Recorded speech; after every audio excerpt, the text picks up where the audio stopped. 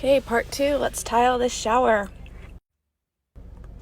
First I start with tiling the curb. I found that centering 2 tiles in the middle of the curb gave me the best layout.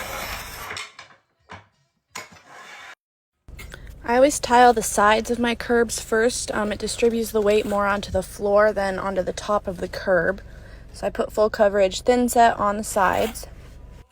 This is just an extra step that I do. It just really solidifies your curb. Next, I'm cutting metal for the top of the curb and just placing it there so I can get an accurate measurement for my top pieces of tile. I pitched the curb when I was prepping, so I didn't need to worry about pitching the tile inwards since the curb is already pitched inwards. Next, I just measured the standard size of each tile so I knew how to lay it out on the walls.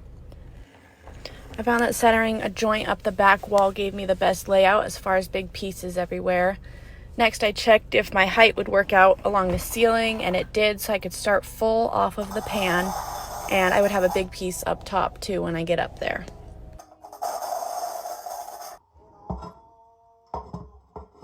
So I decided to wrap with my waist. It's kind of cool because the pattern on the tile continues all the way around the shower when you do that. Once you have your first row set on your pan, it's nice and level, so from there on it's pretty easy. You just get to set your tile, put in some spacers so there's room for grout in the joints, and you just kind of go from there. I got to a good height for the recess, so this is me just making sure it's level, and then I just trace the whole recess out, and then just cut it out with the Fiend, and then it fits perfectly in there since you traced along the outside.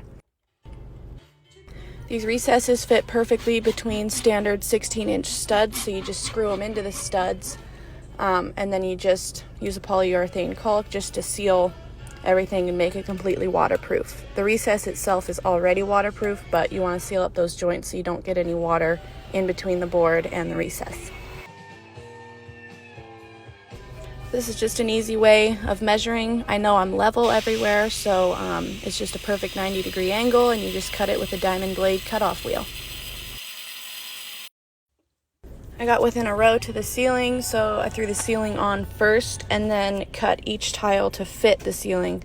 It wasn't perfectly level, so I had to mark each tile twice so I could have a nicer looking joint up top. The homeowner wanted a picture frame around her shower, so I did the outside of the shower next and just made sure to continue pattern and make sure all my joints lined up perfectly. We usually save the recesses for last just because it's a lot of cutting and fidgety stuff. So I made sure my bottom tile had pitch, so any water that gets in there goes out of the recess right away, and then just tiled in everything else with some accent floor tile.